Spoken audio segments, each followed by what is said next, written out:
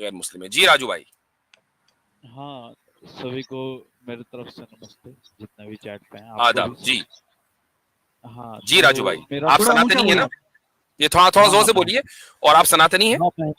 हाँ। जी जी जी, फरमाइए सर, मेरा एक सवाल है जी। कि क्या कुरान और साइंस के बीच में कॉन्ट्रडिक्शन हो सकती है? ये सवाल आपका बुनियादी तौर पर गलत है, और वो इसलिए गलत है कि साइंस जो है वो किसी अल्टीमेट रिजल्ट का नाम नहीं है। साइंस तो मुस्तकिल चेंज हो रही है। ये ऐसा ही है, आप ये कहें कि भाई क्या मिट्टी और खाने के दरमियान, मिट्टी और बिरयानी के दरमियान कोई कॉन्ट्रडिक्शन है? भाई मिट्टी जो है वो खाने की चीज नहीं है और बिरयानी खाने की चीज है। दोनों वर्ल्ड ही अलग है। तो साइंस जो है वो ऑलवेज चेंजिंग और ऑलवेज प्रोग्रेसिंग। और कुरान के बारे में हम ये कहते हैं कि ये फाइनल वर्ड ऑफ गॉड है। तो ये मुमकिन है, इस बात की पॉसिबिलिटी है कि किसी साइंसी कोई डिस्कवरी हो या साइंस की कोई थ्योरी हो, वो कुरान की आयत से टकरा रही हो, तो डजंट मैटर। इससे ये साबित नहीं होता कि साइंस सही हो गई, कल को साइंस की थ्योरी बदल सकती है। ओके, तो जैसा कि मतलब कुरान में जैसे आप स्कॉलर हैं कुरान के, अच्छी तरह से आपको पता होगा, है ना? तो जैसे मैं जब मतलब एक वो था, मतलब जाकिर नायक वगैरह की मैंने वीडियो देखी थी जहाँ पे वो कुरान में बिग बैंग घुसा रहे थे, है ना? तो जब मैंने वो बिग बैंग पढ़ा और मैंने वो कुरान का वो आयत पढ़ा तो मुझे कॉन्ट्रडिक्शन नजर आई। तो मतलब आप क्लियर कर सकते हैं? आप मानते हैं कि कुरान में वैसे होगा बिग बैंग? नहीं, मैं ये मानता हूं कि कुरान की जिस आयत का सूरह अंबिया का आप हवाला दे रहे हैं, या जाकिर नाइक साहब ने हवाला दिया है, दरअसल वो आयत क्रिएशन के बिगिनिंग को, कि कैसे क्रिएशन का आगाज हुआ है, उसकी इब्तदा हुई है, वो उसको बताती है। लेकिन अगर आप ये कहें कि एग्जैक्टली यही बिग बैंग है, I would disagree with that. ये कोई जरूरी नहीं है। हाँ, इतना जरूर है, ये मैं जरूर मानता हूं कि बहुत सी साइंटिफिक थ्योरीज ऐसी भी होंगी जो कुरान की किसी वर्स को कंफर्म करें। तो अब अगर कोई स्कॉलर ये कह रहा है कि देखो साइंस आज ये कह रही है, कुरान में भी यही लिखा हुआ है, तो इसका मतलब ये नहीं है कि अब हमने साइंस को जो है वो अल्टीमेट अथॉरिटी मान लिया।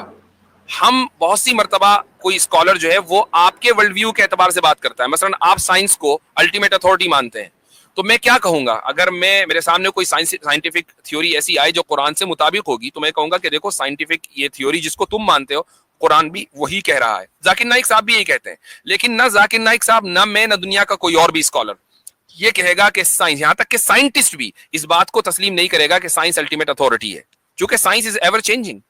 और मुझसे अब रही बात इनकी, जिसकी आयत के बारे में बोल रहे हैं, हमारे पास इतना वो तो कभी चेंज नहीं ना होते। साइंस के जो कुछ फैक्ट्स होते हैं वो चेंज नहीं होते हैं। जैसे ऐसी चीजें कि जिसको ऐसी चीजें कि जिनको हम फैक्ट कहते हैं। देखें, सबसे पहली बात तो ये कि आपकी साइंस में ठीक कर दूं कि साइंस में आज फैक्ट का लफ्ज इस्तेमाल नहीं होता है।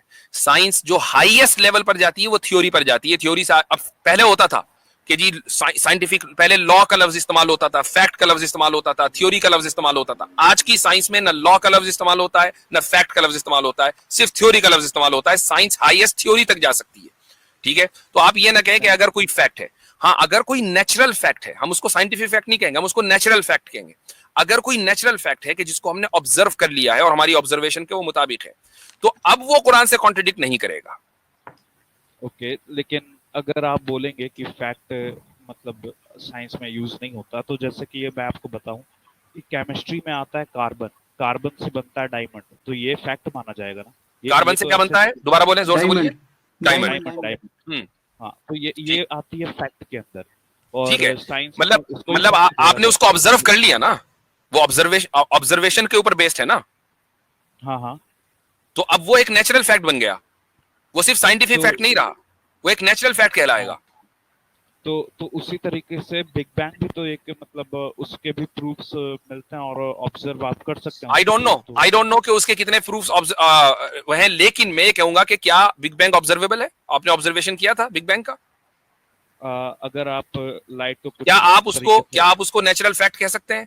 और क्या आप ये नहीं जानते कि दुनिया में ऐसी साइंटिफिक कम्युनिटी है जो बिग बैंग को डिस्प्रूव करने के ऊपर पूरी उन्होंने मेहनत की हुई है 1929 से, और कई मरतबा ये मेहनतें हुई हैं। 1929 ही में तो साबित हुआ ना बिग बैंग। और मुफ्ती साहब, एक स्कूल ऑफ थॉट तो ये भी है ना कि यूनिवर्स एग्जिस्ट इनफिनाइटली, वो साइंटिस्ट में तो एक वो भी है। मैं वही कह रहा हूँ, मैं वही कह रहा हूं, वो लोग जो यूनिवर्स को इन्फिनिट मान रहे हैं वो बिग बैंग को स्वॉलो नहीं कर पाते, तो वो सारी साइंटिफिक कम्युनिटी पूरी कोशिश में है कि किसी तरीके से बिग बैंग को झुटला दिया जाए। 1929 के बाद से सबकी आंखें खुल गई थी कि अच्छा यूनिवर्स का आगाज हुआ है।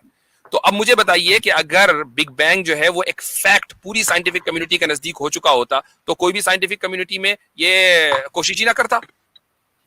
नहीं, मगर आप अगर ऐसे देखेंगे, लेकिन अभी भी बिग बैंग पूरी तरीके से डिस्प्रूव हुई नहीं। देखें, हम ये मानते हैं, मैं राजू भाई मैं एक बात बता दूं, हमारा क्या अकीदा है। हमारा अकीदा है कि इस दुनिया का आगाज हुआ है, ये एक नेचुरल फैक्ट है। उसकी वजह यह है कि दुनिया में किसी भी चीज, कोई भी चीज इन्फिनिट नहीं है, ठीक है, लिहाजा जिन चीजों से मिलकर ये दुनिया बनी है वो भी इन्फिनिट नहीं है। ये एक नेचुरल फैक्ट है, इसमें और कुरान में कोई कॉन्ट्रडिक्शन नहीं है। अब एक बिग बैंग एक खास प्रोसीजर का नाम है कि उस प्रोसेस से गुजरकर इस दुनिया का आगाज हुआ है। उस ताल्लुक से कुरान कुछ नहीं कहता, ना वो उसको प्रूव करता ना डिसप्रूव करता। अगर साइंस ये साबित कर दे कि नहीं जी ऐसा ही हुआ है, बहुत अच्छी बात है, और साइंस ये कहते कि ऐसा नहीं हुआ है, कोई बात नहीं है। इसका कुरान से कोई लेना देना नहीं है। ओके, लेकिन अगर मैं उसी आयत को भी खोलूं, आप क्लियर कर दीजिएगा मुझे अगर मैं गलत हूं तो। जी जी, उसी आयत जी हाँ, तो मैं अगर उसी आयत पे देखूं तो वहां पे बताया गया है कि एवरी लिविंग थिंग्स, मतलब जितने भी लिविंग थिंग्स है सबको अल्लाह ने पानी से बनाया है ना? तो ये बस ये दूसरा मसला हो गया, इसका ताल्लुक बिग बैंग से नहीं है भाई। नहीं, बिग बैंग से नहीं है, लेकिन आयत तो सेम है ना। नहीं, अब हमें बिग बैंग पे बात नहीं कर रहे, हो गई बात खत्म।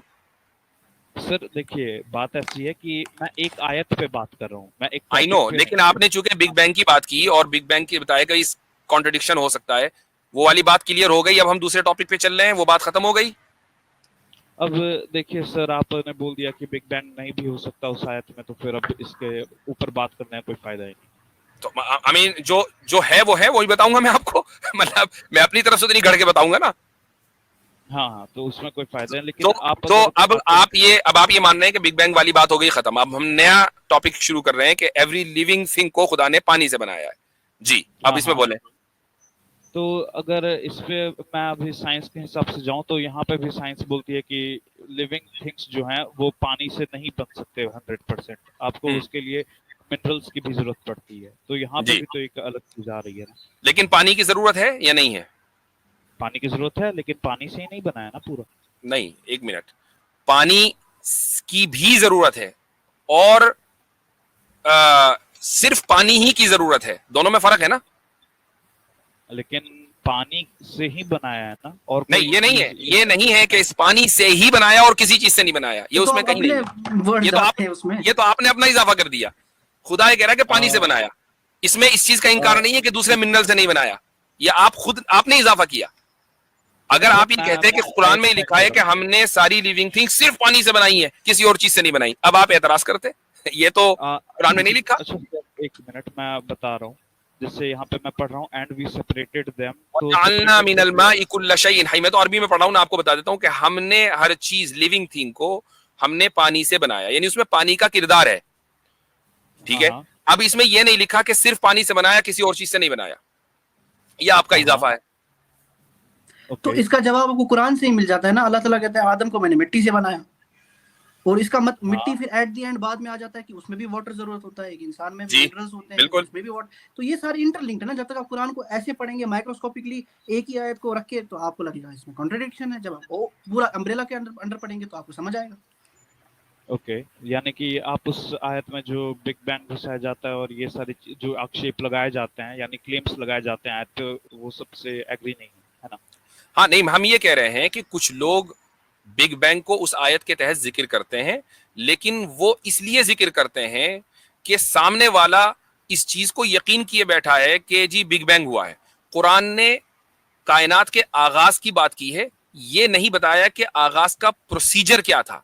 बिग बैंग उसकी तफसील करता है कि आगाज इस तरह हुआ। कुरान इसके बारे में कोई गुफ्तगू नहीं करता, ये कुरान का टॉपिक ही नहीं है। इनको मैं बता दूं, उस आयत से हम बस एक चीज मानते हैं कि जो हेवेंस एंड अर्थ थे ये एक थे, बस। फिर वो कैसे थे बिग बैंग में, बाकी पोस्टुलेट्स क्या हैं, वो माने ना माने, वो सिंगुलैरिटी पर थे कि नहीं थे, ये सारी डिटेल तो साइंस की है, इसका ताल्लुक कुरान से नहीं है। हाँ ठीक है, यानी ये आयत पे मेरा डाउट क्लियर हो गया। अब बेसिक पे कुछ कॉन्सेप्ट ऑफ गॉड पे आता है मेरा, तो अच्छा, क्लियर कर बहुत लंबी गुफ्तगू हो जाएगी, और भी लोग हैं, अगर आप क्विकली बात कर ले तो फिर। हाँ ठीक है।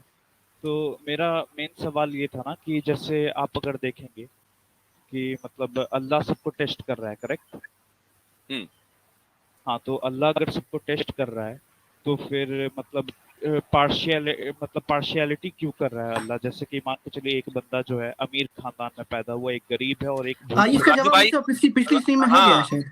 इस पिछली जो गुफ्तगू हुई है राजू भाई, अभी लेजी एक आए थे उनसे, और इसी तरीके से उनसे पहले देसी न्यू आए थे, उनके बाद विष्णु प्रभाकर आए थे, उन सब से यही बात हुई है। अगर आपने उसको गौर से नहीं सुना तो मैं रिक्वेस्ट करूंगा कि आप स्ट्रीम के बाद उसको गौर से सुन लीजिए, आपके इस सवाल का जवाब वहां मिल जाएगा। अच्छा मुझे इसी बात में एक बात कह दूं, ये जो शर्ला छोड़ी है ना, ये बात जो छोड़ी है, ये छोड़ी है हुई इन्होंने। थी आपकी, एक सेकंड राजू भाई, जो आपकी बात, ओके राजू भाई एक सेकंड रुके। हाँ ये छोड़ी है, वो अमोद नाम है उनका, जो वो है, जो भी उनका नाम है।